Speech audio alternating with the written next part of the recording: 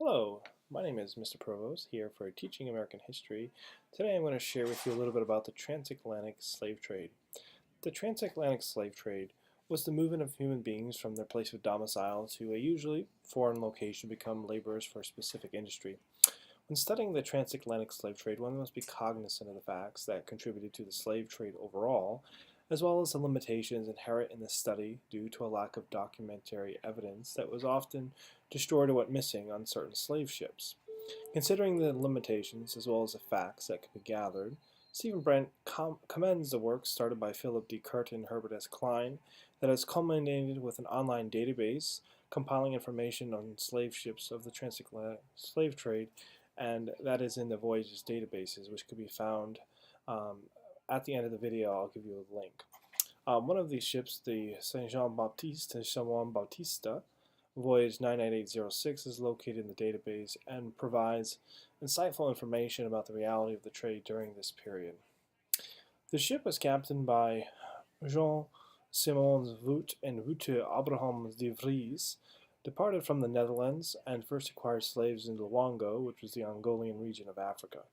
What's interesting about the particular slave ship is that during the years 1651 to 1675, England acquired only 21,841 more slaves than the Dutch. And this particular fact draws attention to the rise of the Dutch slave trade during this time period as compared to its regional neighbors. Given what information we do have, one might conclude that because of the quote-unquote race to enslave, the Dutch would do anything to acquire as many slaves as they could and contribute their part on the world stage of the slave trade. During this time, with the growth of the sugar industry and the Asiento contracts, the Dutch increased their prominence in the slave trade throughout the world, especially in transporting slaves to those colonies and countries where labor for sugar production was in high demand, such as Brazil and Cuba. While there is not documentary evidence in the Voyages database to delineate the percentage of men, women, and children on the ship, one does find overall numbers of slaves acquired and then delivered to the countries previously mentioned. Out of the 351 slaves acquired, 130 were delivered to Buenos Aires, 150 to Rio de la Hacha, with the remaining amount assumed to succumb to the perils of the voyage, such as sickness, disease, and death. These slaves would have been brutally split up. Obviously, the families are usually torn apart in these cases, and sent to work on sugar plantations throughout the Brazil and Cuban regions. It can also be inferred from the previous data that most of these slaves were younger when acquired because of the harsh conditions of both the voyage itself and the manual labor required within the sugar industry. While it is true that some of these slaves may have been redirected for domestic slavery, the more urgent economical need was for slaves to work these sugar lands for the profit of those Dutch slavers.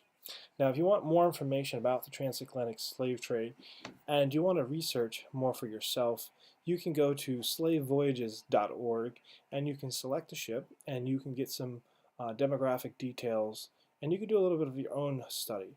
Furthermore, on that site you can also find maps and graphs and all kinds of variables to kind of see how the transatlantic slave trade impacted what we would come to know here in the United States as the abhorrence of slavery. What is important to understand is that while slavery is usually looked at from the antebellum period backwards, that does not give you all the answers. To truly understand slavery and its impact on the world, you must start back and move forward.